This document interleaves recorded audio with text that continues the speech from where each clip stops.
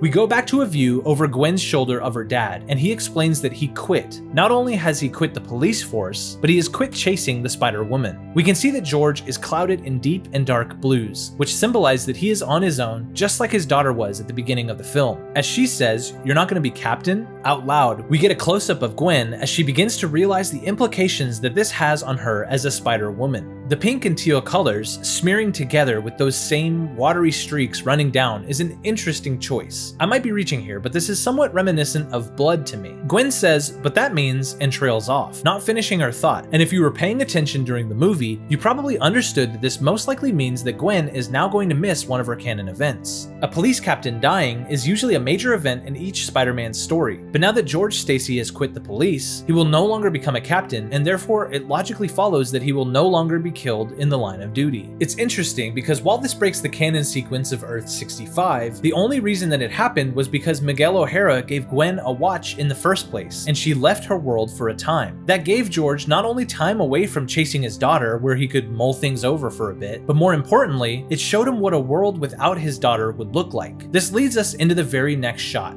George contemplates his career, police work, and becoming captain. The background gives us colors and shapes that we have never seen before, and it represents his entire career. He confesses to his daughter that everything he was able to accomplish in his work doesn't matter anymore. We cut back to an over-the-shoulder shot where the colors have changed once again to be much more natural and warm.